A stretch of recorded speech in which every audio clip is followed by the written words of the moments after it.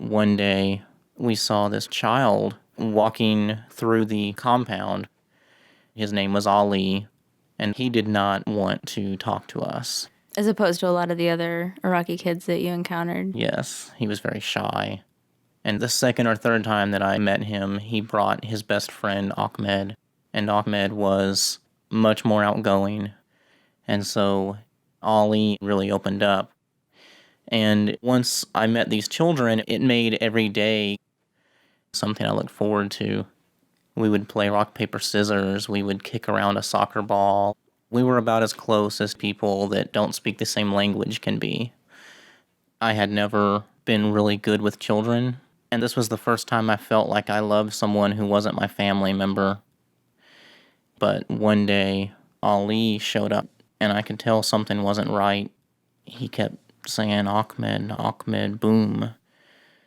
We learned that Ahmed and his mother went to the gas station, and a suicide bomber detonated. Ahmed's mother is dead. She died instantly. And Ahmed is in a hospital somewhere. And so other soldiers and I collected what cash we had and gave it to Ali and said, go take this to Ahmed's father. But later, I saw Ali walking up very slow, and he sat down on the curb next to my Humvee. He dug a hole in the ground with his fingers.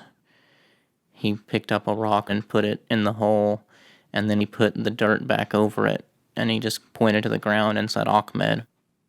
And I knew that Ahmed was dead. And so I sat on the curb with him, me in desert camouflage, carrying an M4 rifle, and him, just a North Baghdad kid, just sat there and cried. I don't know what came of him. That's the nature of war, I suppose. But whenever I see any footage from Baghdad, I'm always kind of looking around, wondering if he's in the frame.